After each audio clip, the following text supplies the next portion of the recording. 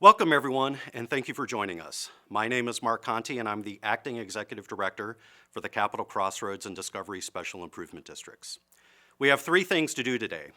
Ohio Revised Code requires us to hold an annual meeting in November to elect trustees. After that, we want to recognize some outstanding contributions to downtown. And last but not least, we have Brad Siegel from Progressive Urban Management Associates, who will speak on the top 10 global trends affecting North American downtowns. This meeting is made possible by financial support from Ohio Custodial Maintenance and Ohio Support Services, companies that provide janitorial and security services to downtown properties.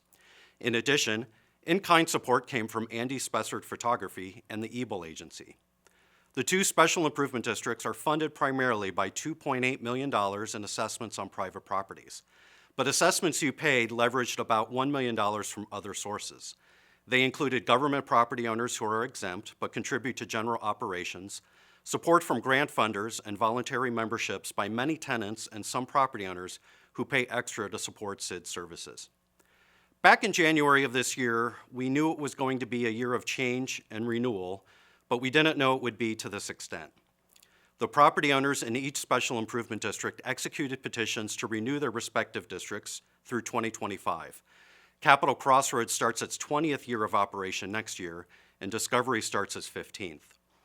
The property owners in Capital Crossroads also renewed the CPAS program through 2025. CPAS was proving wildly successful in getting downtown workers to switch to the bus for their morning commute, and was proving to be a marketing tool for both office brokers and employers. CPAS doubled transit ridership among downtown workers and helped CODA set a 31-year ridership record in 2019. And the program received a Pinnacle Award this year from the International Downtown Association. The property owners, along with CODA and the Mid-Ohio Regional Planning Commission, should be commended for supporting this innovative program. We also knew change was coming. Cleve Ricksecker retired after being downtown's biggest booster for the last 20 years. He left his mark on Columbus through previous roles with GCAC, the Short North Business Association, and the Riverfront Commons Corporation.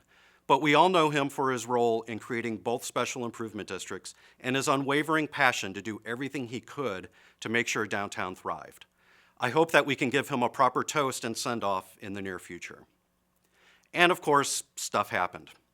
Our world was turned upside down in March in the blink of an eye due to the coronavirus. Most of downtown's 85,000 workers were told to work from home. Conventions were canceled, attractions closed, and visitors stayed home.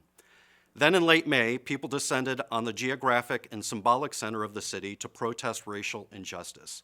The damage from the first few nights of protests put even more harm and stress on the business owners and people who were already struggling. And now we all have to deal with further restrictions with this recent surge in COVID cases. Yes, this year is difficult and challenging. It's not over, and we know the adversity we're facing will continue for a good part of next year. But the CID is here. You are all here, and we are all here together. Downtown is coming together and working together in ways it never has before. People are sharing ideas in addition to sweat and tears. It's promising to see how the property owners and businesses and the residents are supporting each other while still facing their own trials. The CID staff and ambassadors are with you every step of the way. The CIDs are staffed by a remarkable group of people who have stepped up with each new challenge thrown at them. I can't say enough good things about them, especially with how tirelessly they worked in early June to both help clean up and assess the damage from the unrest. And we couldn't do this work without our fantastic ambassadors who are out on the streets no matter the conditions. They feel a strong sense of ownership of downtown and take great pride in their work. Lisa Defendiefer will have more to say about them in a moment. As I said earlier, we know we have some dark days ahead of us into next year. But I believe that downtown's future is bright. Downtown is too important to let it slide or fail. It's 1% of the city's land area, but 16% of its jobs. There's no money available for neighborhoods without a strong downtown. Downtown is our region's symbolic center and critical to its identity. It's our cultural center. And I know downtown is personally important to every owner, business, and resident that has a stake down here.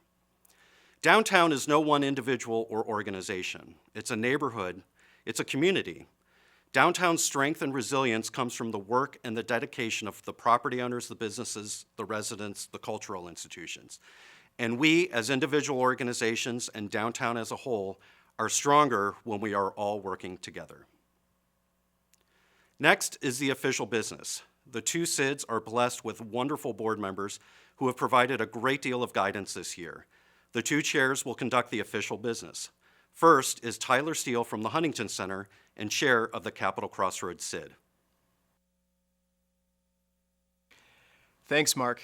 As president of the Capital Crossroads Special Improvement District Board of Directors, I'm happy to report that property owners representing more than 60% of frontage signed a petition to reauthorize the SID through 2025. As a final step in the reauthorization process, property owners were asked to approve the amended Articles of Incorporation, which they've done. Also, members of Capital Crossroads voted to elect the following members to the Board of Trustees: Tyler Steele with Hines and Huntington Center owner, Class A; Eleni Christian with Huntington Bank, Class B; Tony Mathena with Continental Real Estate Companies, Class D; Susan Unger with the Brunson Condominium Association, Class D; and Michael Loges with CODA at large. This has been a challenging year for our downtown. I'm not telling anything you don't know. We've seen our businesses impacted by the ongoing public health concerns and unprecedented civil unrest. During so much uncertainty, we found ways to stay connected. We've increased the number of communication channels with the City of Columbus, the Division of Police, and amongst ourselves as property owners and representatives of downtown businesses. We're sharing resources, learning from each other, and working to return our downtown, the heart of the Central Ohio region, to the thriving place to live, work, and play that we all know and love. The Special Improvement District has been that lifeline to the community that answers the call when others don't, keeping the streets clean and safe, knowing where to find those in need, help for those in need, and elevating important issues takes a toll in these trying days. There's a passion that we all bring downtown that isn't easy to extinguish. And this is a time when we need our community more than ever before. The next several months and maybe even years will continue to be a challenge for our businesses. But the fundamental reasons for being downtown remain. This is the heart of the region. The leaders of business, banking, politics, and government will come back to the office. We are social beings, and the human need to find and build connections remains strong.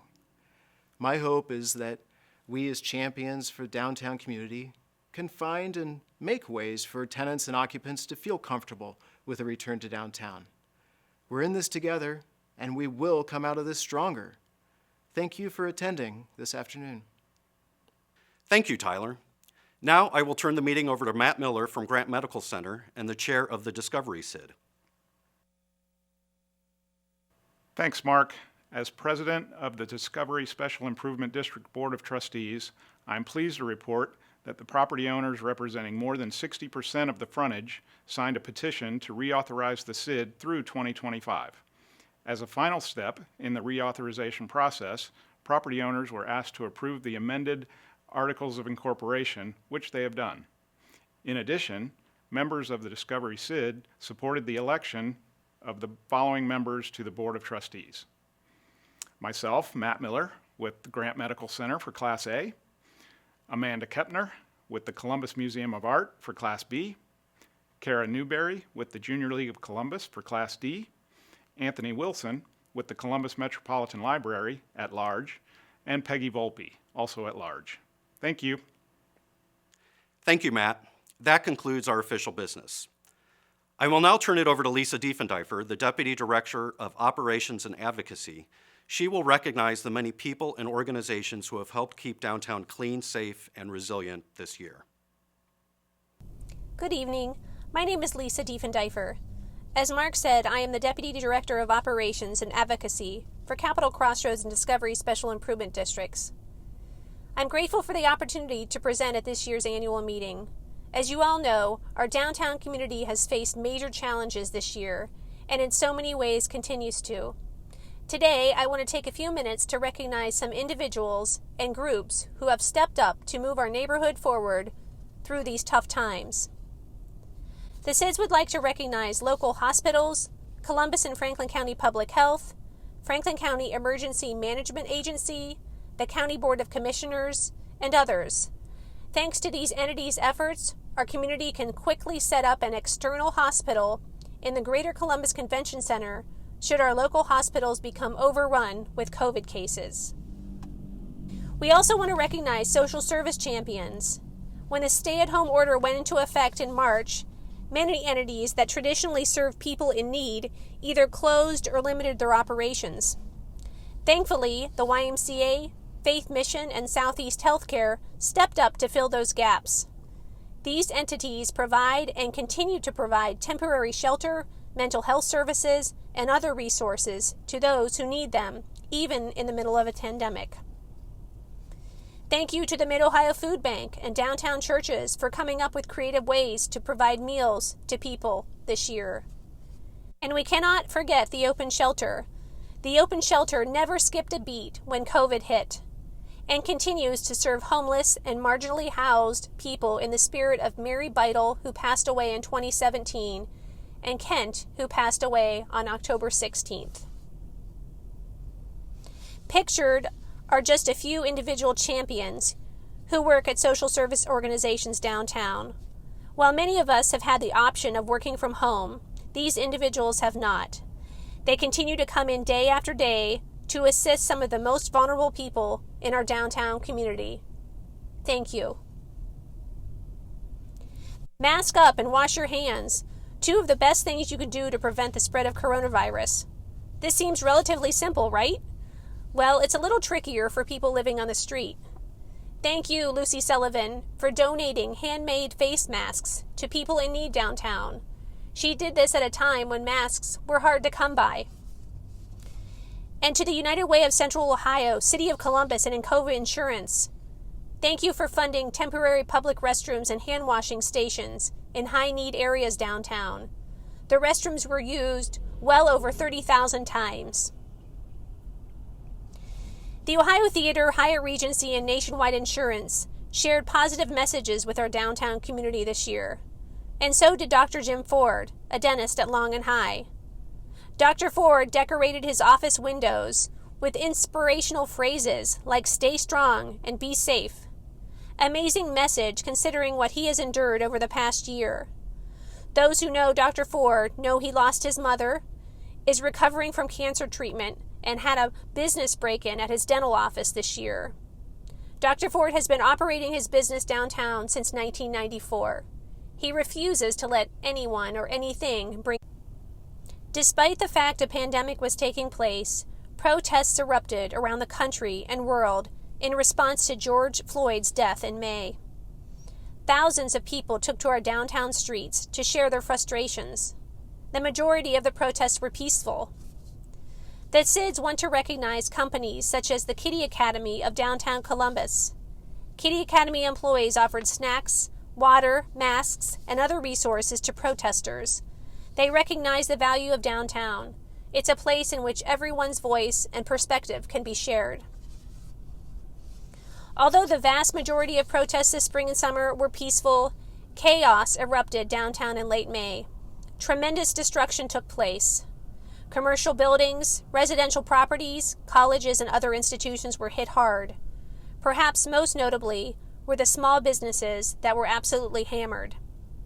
The amount of graffiti, broken glass, and other property damage was mind-blowing. As one residential property owner shared with me, we saw all that was good about humans and all that was bad, sometimes within a block. Faced with seemingly overwhelming amounts of cleanup and repairs to complete, individuals and groups stepped up to assist, while some entities were visibly absent. The SIDS team of ambassadors were downtown during the protests and were some of the first individuals on the street sweeping up glass, power washing, and removing graffiti. Others were quick to lend a hand. We want to recognize Franklin County Public Facilities Management for helping with graffiti removal. As cleanup efforts were underway, many of us encountered many individuals who were in a state of shock. Many shared their experiences with us. There was a great value in providing a listening ear. Today, we want to recognize LC's Lizzie Nelson. Lizzie came to assist with cleanup efforts at the crack of dawn and then called every resident at the LC to offer them her ear and support. In June, organizations provided additional cleanup support. Thank you, Lori Rashevics, Fifth Third Center's property manager, and Debbie Lee Doherty with the Institute of Real Estate Management for organizing litter cleanups. Thank you also to DRAC, the Downtown Residents Association, for also organizing cleanups and donating resources to support the CID's homeless outreach efforts. This evening, the CID recognizes the Greater Columbus Arts Council and CAPA for their incredible response. With virtually every building downtown boarded up, GCAC and CAPA quickly launched #ArtUnitesColumbus. This initiative employs Columbus-based artists to paint murals supporting the Black Lives Matter movement. Many artists transformed plywood over downtown properties' broken windows into works of art. And what a transformation took place. As time passed and windows were replaced, some unpainted boards began coming down. Kudos to SWACO for working with CID property owners to divert boards from landfills to Habitat for Humanity's Restore Mid-Ohio. This year is one we'll never forget. The downtown community has been challenged in so many ways. The manner in which so many people and organizations have come together, though, to move us forward has been astounding. We appreciate every one of you. Now I want to say a few more words about our ambassador team. When fully staffed, the CIDs employ 30 ambassadors who provide services in an 80 square block area of downtown. These individuals have been working throughout the pandemic. They have and continue to work in a challenging climate where the demand for services has never been greater. Two ambassadors I want to identify by name are Larry Blackburn and P.U.M.A. Juf. These two ambassadors have been awarded Ambassadors of the Year for 2020. Larry has been chosen to be the Discovery CID Ambassador of the Year. He is a proactive and reassuring presence in the CID. I strongly suspect he's one of the first friendly faces that people see most mornings. Virtually everyone I talk with in the Discovery District neighborhood know Larry. He always has his ear to the ground and keeps everyone informed about what's taking place. We are grateful he's on our team. Congratulations, Larry, on your third consecutive year of being awarded Ambassador of the Year for the Discovery CID. P.U.M.A. Juf has been selected as Capital Crossroads CID Ambassador of the Year. Pa genuinely cares for everyone out on the street and looks out for his CID team. He always goes an extra mile. In February 2020, he learned about a woman near the Scioto River who was contemplating suicide. He responded and was able to talk with the woman until the police arrived. I have no doubt that we can credit Pa with saving her life. Congratulations, Pa, for your incredible work and for being awarded Ambassador of the Year. Larry, Pa, and the other ambassadors are some of the most dedicated individuals I know. Every one of them loves our downtown community and is committed to its resurgence, as we all are. Now, I'd like to turn this evening's presentation back over to Mark, who will continue taking us through tonight's program. Thank you. Thank you, Lisa, and thank you to all of our ambassadors and downtown champions. It's my pleasure now to introduce Brad Siegel, our keynote speaker.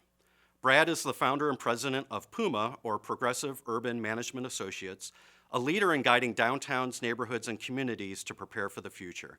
He has extensive experience in downtown management and community development as both a practitioner and a consultant. A self-proclaimed urban therapist, Brad is one of the nation's leading authorities on downtown trends and issues, reinventing downtown management organizations and forming business improvement districts to finance them, and pioneering efforts to create healthy communities. Brad will present the top 10 global trends affecting North American downtowns and how to respond at home. Please welcome Brad.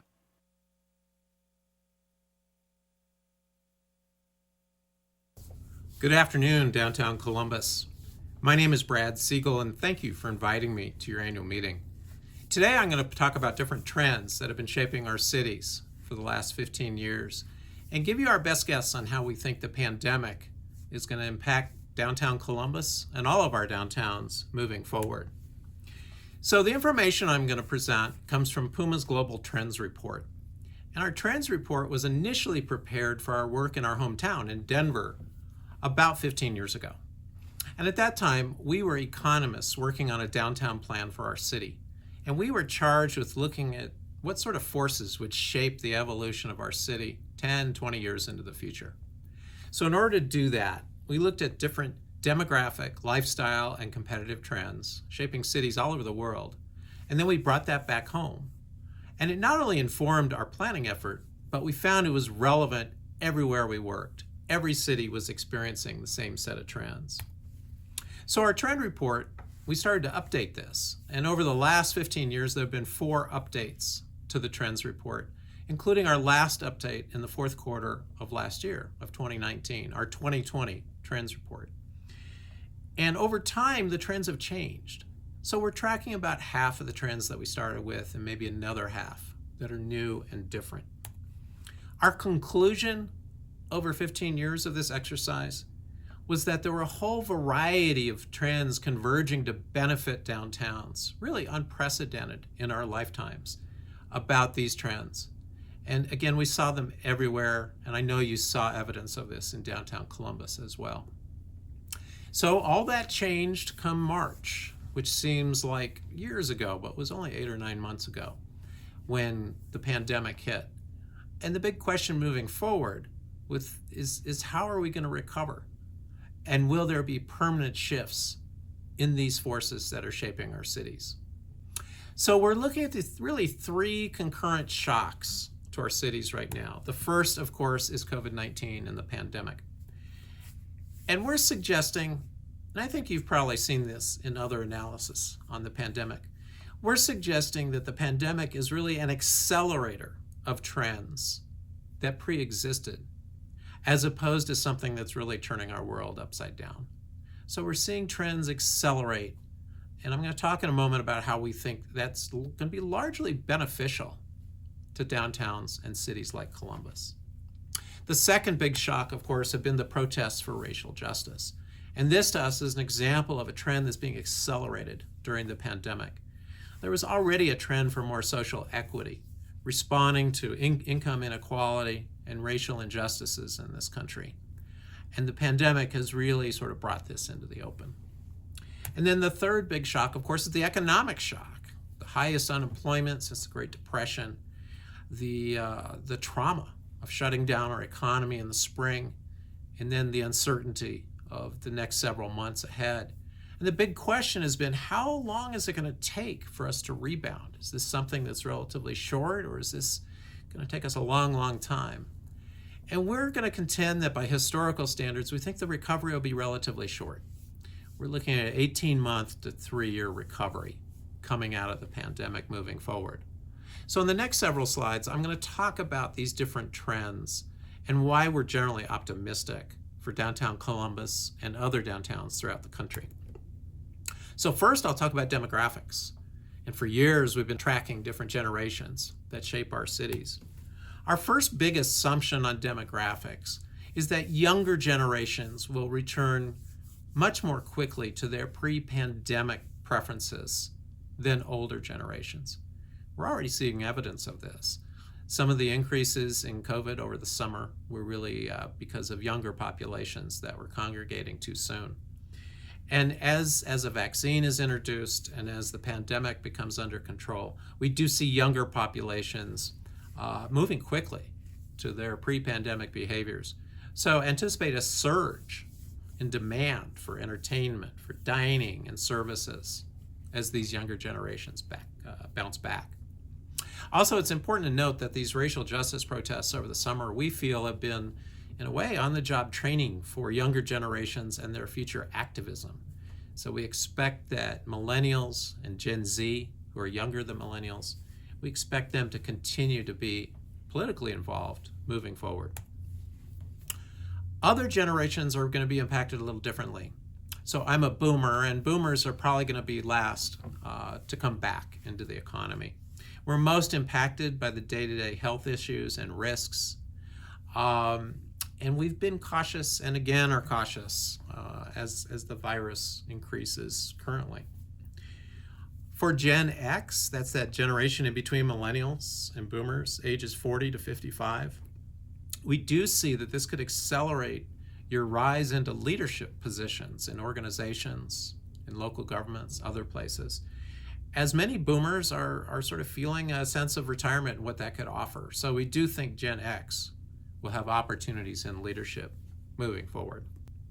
Lifestyles, different lifestyle trends that are shaping our cities. The first one we look at is retail. And the pandemic, to us, has accelerated trends in retail where there were different retail types that were struggling before the pandemic. So some of the department stores, legacy brands, outdated suburban malls that you've seen struggle or fail, the pandemic has accelerated that. They were having trouble before it. We do feel that there's still going to be strong demand for local, authentic, community-serving businesses. And we do see a surge in entrepreneurship as we come out of the pandemic and new business growth that can be channeled to downtown storefronts. So while the next several months are likely to continue to be very difficult, starting in the spring or even earlier, we do see, again, a lot of small business startups as the health situation stabilizes. Nature of work, office, big question mark. Are we going to come back to the office when this is over? We think generally yes, but maybe not in the same way. So flexibility in the workplace, that was a trend prior to the pandemic. That's certainly been accelerated. We do have doubts about the 5-day work week in the office, but the office is still going to be essential. If you've got a business that requires creativity, requires teamwork, you're going to have to be back in the office to find that. Also, if you're entry level or mid-level in a firm, awfully hard to advance on a screen. So we do see that the office market will rebound, although it may be a little bit more sluggish than other elements in the economy. Housing. A lot of housing in downtown Columbus. It's my understanding your vacancy rates have gone up a bit during the pandemic. We do feel that demand for downtown housing will rebound relatively quickly. This will be driven again by younger demographics, so primarily by millennials and Gen Z that are going to want to be back in urban areas. However, affordability is going to be critical. So these younger markets, they are predisposed to being in downtown, but they've been hammered by the economic shock. And again, affordable living options are going to be critical, particularly during the recovery period, during the next 18 months to 3 years. Power of place. The pandemic has been a laboratory, if you will, for how we use public space. And a lot of cities have innovated in the use of sidewalks and streets, expanding the storefront into these public spaces. If you've been doing that in Columbus and it's been working, maybe you can make some of these changes permanent. So this is a real time to experiment with public space. Take some risks and then keep what sticks moving forward. Other trends that are influencing downtown, mobility. Many cities are worried about transit in terms of its ability to rebound. My understanding in Columbus is that transit ridership has been pretty robust and increasing. The key to transit is how it integrates with other mobility services, and this was a trend and a challenge for transit prior to the pandemic. So people are making choices of how they get around on their phone. And transit should be a choice right there with Uber, with bikes, with other ways to get around. So again, integration with technology, a big issue for transit moving forward. Public health, certainly we'll be looking at public health considerations in the design of both private space and public space. And then higher education. Four-year colleges, we're projecting some struggles prior to the pandemic. This is yet another acceleration. It does open the door to some alternatives to four-year colleges, so vocational schools, community colleges, others. And four-year colleges are likely going to be in a more competitive environment moving forward. Last set of trends we're going to look at are under a category we call disruption. And the first one is social equity. And as I mentioned earlier, this is a trend that was already in place. It's being accelerated during the pandemic, most illustrated by the summer protests for racial justice. We think that'll go into other realms, and you're going to see stronger activism as well in other areas such as education, wages, housing affordability. And our message to downtowns and to downtown business communities is you need to be at the table. You need to be at the table with your city partners to help with solutions on these equity issues that, again, we think are here to stay and are going to be accelerated moving forward. climate change. Another one of the top trends from our 2020 report that we think activism will be accelerated moving forward. The early days of the pandemic, when we shut down back in the spring, it offered a glimpse of a reduced carbon world. And in many cities, the city on the slide image is from New Delhi, India. They haven't seen blue sky in decades. And lo and behold, when they shut everything down, the sky got blue. So we do feel that activism in this area, including local activism in climate change, will accelerate moving forward. And then lastly, on our trends report, political realignment. Back in the summer, before the election a couple weeks ago, we were speculating that the pandemic was going to accelerate a shift in our politics. Realignments happen about every generation. It's a shift between an emphasis on the greater good and individual prosperity. And an example of greater good is Franklin Roosevelt, the New Deal, back in the 1930s. Ronald Reagan maybe typifies most an emphasis more on individual prosperity. So our sense is that our politics are likely realigning moving forward, although the election 2 weeks ago was somewhat mixed in its outcome. But we do see realignment moving toward greater good, particularly with younger demographics, those younger activists, millennials, Gen Z, as they get more active, more involved in voting. We're likely to see a movement, particularly in the next election and maybe 2028 as well. So our conclusions, when we're sitting here next year, 2021, after COVID, imagine that. We still think most of those trends that were in place before are still going to favor downtowns and downtown Columbus. If anything, these trends that were favoring cities are being accelerated right now by these convergence of crises. So for downtowns that embrace diversity, welcome younger generations, can capture millennial and Gen Z talent, real advantage moving forward. Prior to the pandemic, we also saw migration from top-tier superstar cities, if you will, to second-tier cities. Arguably, cities like Columbus were benefiting from some of the higher price points in the coastal markets and the lack of quality of life that they afforded the younger demographics. So this migration to second-tier cities, opportunity cities, if you will, we see that continuing, and we see that as an advantage for Columbus moving forward. Public spaces, those public space experiments that we've been making in the pandemic, some of those we should make permanent and stick around. Innovation and investment.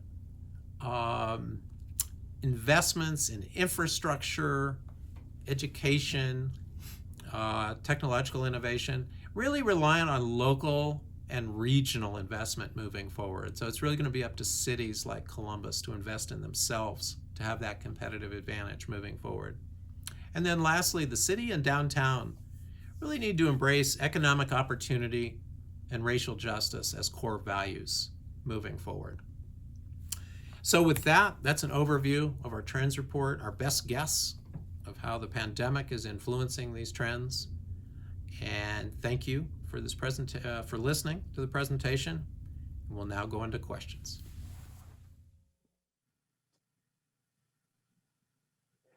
Thanks, Brad. That's really good to hear some optimism, especially after hearing that Franklin County turned purple today in the state's COVID advisory system.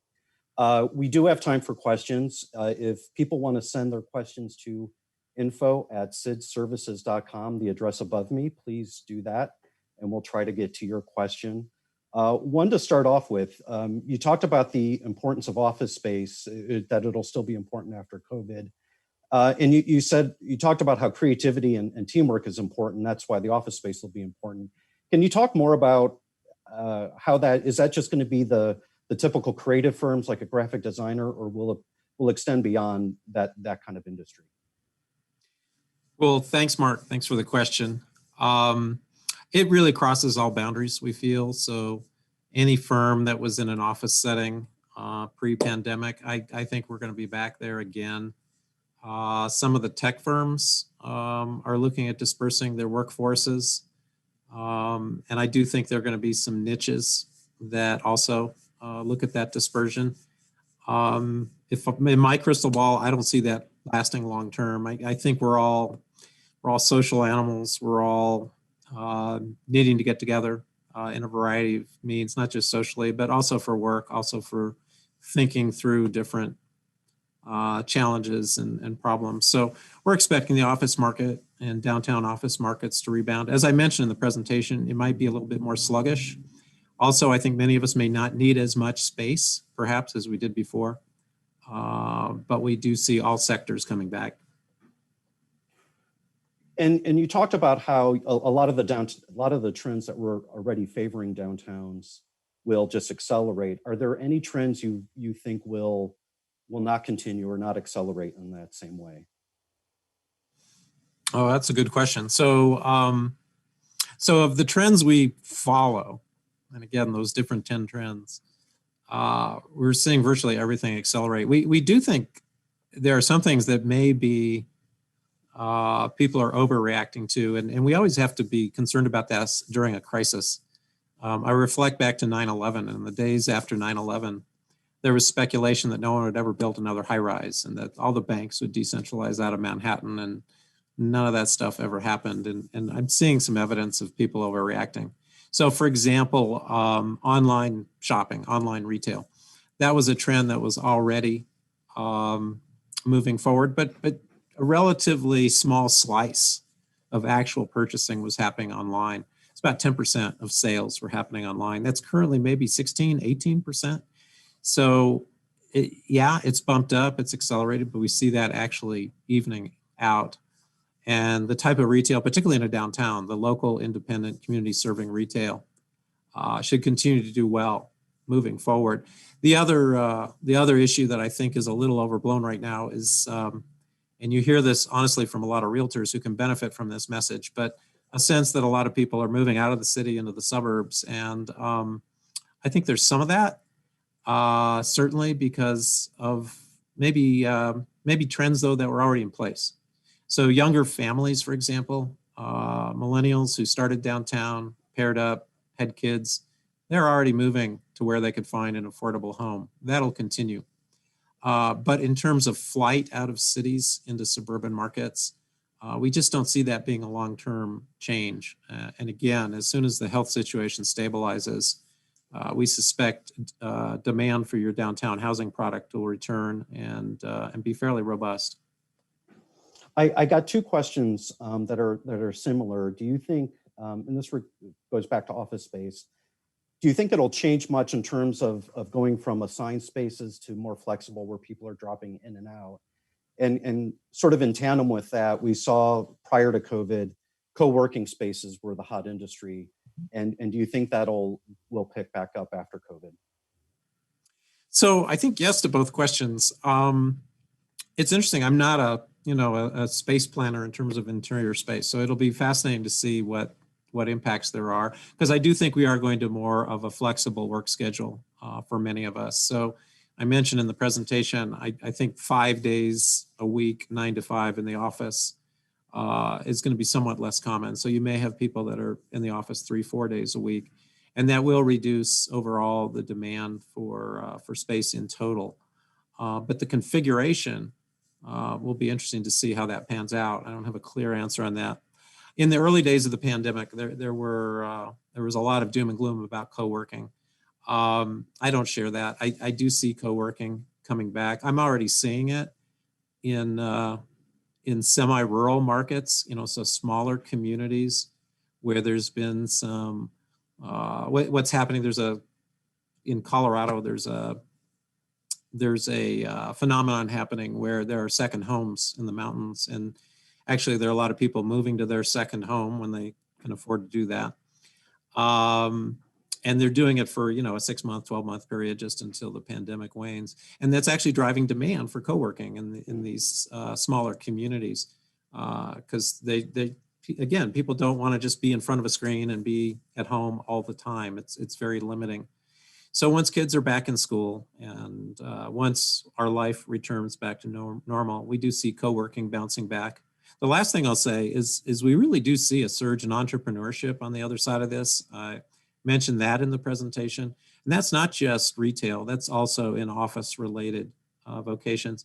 virtually every recession has seen a surge of entrepreneurship on the other side, and this one may see more of that, just because of the nature of businesses that have been particularly challenged by the pandemic. So a lot of service businesses, restaurants, retail, not as much capital investment as other types of businesses. So again, we do see, starting as early as this spring, this surge of entrepreneurship, and that should also overlap into the office market as well in terms of small businesses. And that's all good news. And again, any optimism is good news right now. But we're facing two very pressing issues right now, and that I think will extend to at least the middle of next year. And I'm sure this is happening in a lot of small town or a lot of downtowns. Existing small businesses are just struggling to stay afloat, and we've seen a huge increase in the number of people out on the streets in need. Do you have any thoughts about those two topics? Yeah, well, certainly what you're seeing in Columbus is being shared in, as you mentioned, in virtually every big city in the country right now. And at some point, our society needs to come to grip with our housing crisis and our homelessness crisis, and the pandemic has only accentuated that. Short term, the types of services that the improvement districts deliver, the presentations on the ambassadors, you can't say enough about these folks who are out on the street every day on the front line, interacting with different populations that are on the street. We do see that getting better when the economy gets better, and we're able to get more resources get people back into their jobs and get more resources into housing and other types of support for folks. I do think in terms of small businesses, there's a role for large companies and large corporations to actually help small businesses almost in a vertical way in a downtown. So some of those large corporations that are tenants of some of your office buildings, if they have a particular affinity for small businesses, either in their building or in their neighborhood, and they're supporting these businesses when they've got all their employees there, they should be supporting them now too. So I'll give you a good example. I'm in a fairly small building in Denver, but our property manager is purchasing from a bakery, which is one of our tenants, and is having that bakery make holiday gift baskets for every tenant within our building. So it's just a way of a property manager supporting a small business. And I think there's a variety of ways in the interim, because the next several months are going to be tough. I mean, the news today in Columbus, in my city, in many cities, it's grim. And so the next 2-3 months, as much as we can help one another within downtown, it's going to be important. Have you seen other downtowns devote more resources, whether it's coming from the CID or city government or elsewhere, devoting more resources to helping homeless and pedestrian safety? Yes, and it's really a factor of the crisis and the need. Also, when you only have 10, 20, 30% of your office workers in downtown, the number of homelessness maybe hasn't even gone up, but there's just more of a presence on the street. So where we are seeing some innovative partnerships right now are with social service providers. So business communities, CIDs, partnering with social service providers that offer mental health intervention, that offer a variety of services to actually help some of these folks on the street either contain disruptive behaviors on a temporary basis, or also help people find pathways into temporary housing, that type of thing. Homelessness is one of the most complex issues we've got in this country, and a lot of downtowns are dealing with it. We do a lot of work in California where this has been a crisis for years, before the pandemic. And it really involves a multifaceted partnership between a downtown, a CID, social service agencies. And when there's disruptive behaviors, law enforcement has to get involved as well. So making sure those partnerships are in place and solidifying those now is probably the best way to address this until we get past the health crisis. which is a segue into another question I just received about how do you see, getting beyond the slogans we heard a lot this summer, how do you see policing and police forces evolving over the next year? It's interesting. I think what's happening and what I see happening, and this is welcomed by law enforcement, folks need to understand this, that the integration, particularly of mental health and social services into policing is welcomed by police forces as well. Law enforcement doesn't necessarily want to be a social worker.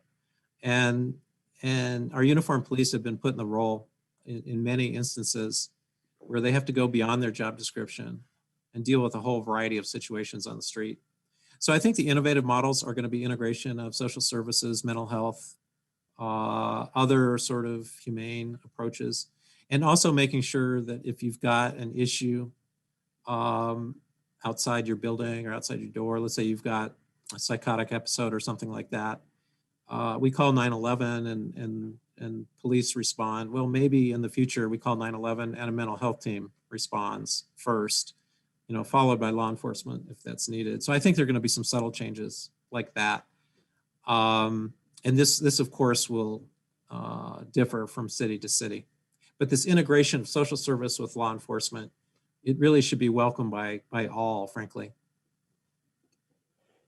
Turning back over to affordable housing, do you see more of that happening? We know there's a need for it already, but do you see more of it happening, and will it come through lower rents, new construction feature affordable housing, something else? Affordable housing, it's another challenge in a lot of downtowns because your land costs are high, and to try to shoehorn affordable housing is often pretty challenging. I do think affordability is going to be an economic necessity over the next, as I mentioned in the presentation, over the next 18 months to 3 years. And I think property owners, landlords are going to have to offer, you're already seeing it, they're going to have to offer concessions and some sort of bending of rents, at least through this recovery period moving forward. I do think long term, though, that not just downtown, but also the whole city should be concerned about housing affordability in general. We've seen many markets on the coast, even my home city of Denver, where we're pricing not just lower income people out of the city, but also essential workers, if you will. I mean, it's hard for firemen, teachers, for folks who provide a variety of services for folks to afford homes in a city like mine now. So Columbus may be able to get a little bit in front of this and look at ways to, and the downtown's role may be partnering with the city to sort of think through solutions of how do we preserve more of our affordable housing stock that we already have? How do we create opportunities for lower and middle income households for ownership? Because that's really the ultimate way, not just on housing, but also on business and commercial property as well. Mm-hmm. How do we create those opportunities in the near term so that we don't repeat the same cycle that you're seeing on the coast? And then switching gears again, what type of marketing do you think will be effective in getting suburbanites to feel comfortable coming to downtown again for cultural events, sports, shopping, and not just what type of marketing, but when do you think that marketing will be most appropriate? Well, it's a good question because I'm working with several downtowns that would like to market now, but it's hard right now. Particularly with the virus going in the wrong direction. It's just not safe to invite people into a downtown right now. So as the health situation stabilizes, as the vaccines, are rolled out, I think one way to look at it too is in different demographics are going to be ready to come back quicker than others. So there may be some segmentation based on some of the generational considerations that we presented. Younger markets, your millennials, your Gen Z, even your Gen X are going to be more eager to come downtown. I think celebrating the return to safety is something we should be thinking of. There is going to be enormous pent-up demand. I suspect all of us are feeling, we're just stir crazy at this point. So I think there's going to be enormous pent-up demand for us all to gather and celebrate, listen to music, and just do the things that we were doing before. But I think, again, the younger generations are the place to start, and there may be some segmentation in the marketing to start there. And then ease into, I mentioned I'm a boomer, ease into us, because it's going to take us a little bit longer, I think, to feel comfortable in those settings. Yeah. We've always struggled in downtown Columbus with attracting retail, and a lot of that's been the lack of ready-to-lease white box retail, and a lot of property owners have been skittish about leasing to startups. They're looking for a credit-worthy tenant, who will sign a 10-year lease, on and on. But given we're going to have more vacancies, we already see more vacancies. Do you have any guidance for property owners that might even be more skittish now about leasing to a startup?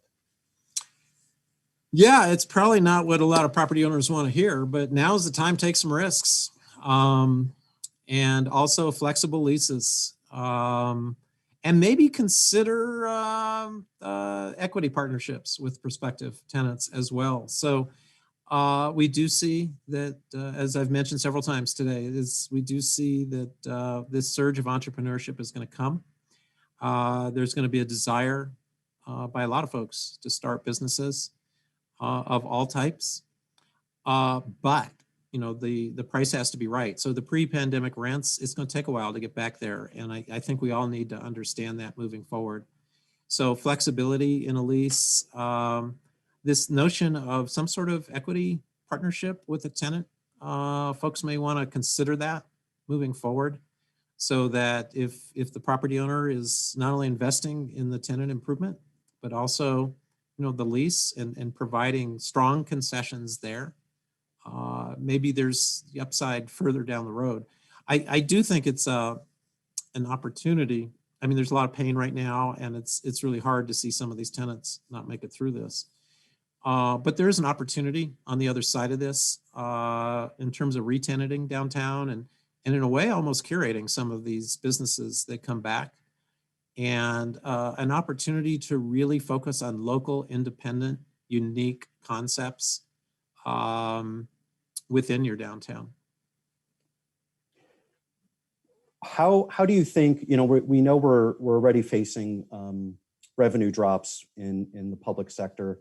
How do you think that's going to hamper the ability for downtowns to come back, or even other places in the region? Yeah, cities, local governments, state governments obviously are in crisis. And it's a little reminiscent to me of the Great Recession when local and state governments were hit hard. I do think, however, that you'll see sales tax hopefully rebound fairly quickly as we get in the second half of next year.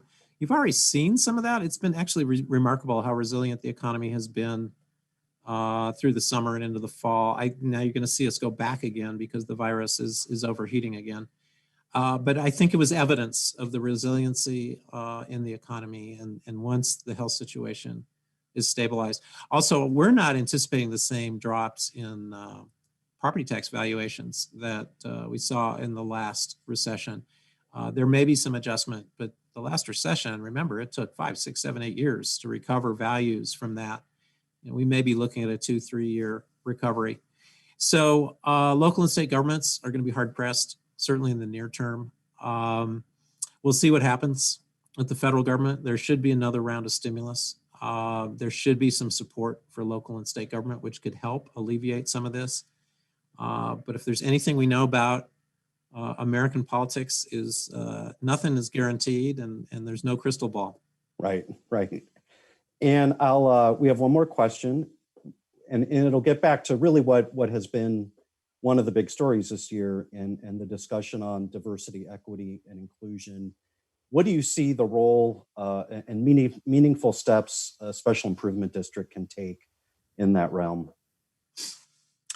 I think there are two meaningful, and I think meaningful is the key on this equation. I think there are two meaningful ways that improvement districts can make strides on equity issues. One is economic opportunity. Really looking at ways, and particularly as we get into an economic recovery cycle, are there ways that we can help neglected parts of our community get keyed into job opportunities downtown. So in terms of nearby neighborhoods and downtown, are there some linkages that can be created? Wealth building. So in terms of small business startups, providing equity, not just debt, to help business startups in downtown and nearby neighborhoods. So I think economic opportunity, there's a whole array of ways an improvement district can help there. The second is pathways to leadership. And I do think you're going to see an acceleration in leadership change. There's already generational changes happening in leadership. I mentioned Gen X, people 40 to 55 now are moving up to a lot of positions of influence. And we do think that's going to accelerate. And then also millennials be getting into the game. Well, can we be deliberate about that? And can we be deliberate within our own organizations, the improvement district and with downtown in general? And can we be conscious of diversity in a whole variety of dimensions? So age, gender, and racial diversity. So I would say those two ways: economic opportunity and be mindful of pathways to leadership for a lot of folks. Yeah. Great job. Thank you so much for joining us from Denver. You've given us a lot to ponder and think about and plan for over the next year. Great. Thanks, Mark. And thanks, Downtown Columbus. I really enjoyed this today. So in closing to everybody, I want to just remind you that the SIDs are here to work for you, the property owners. So please reach out to us with your concerns, and we're going to do the best we can to help you. And that's it. So thank you for attending our annual meeting this year, and I hope to see you all in person next year. Good night.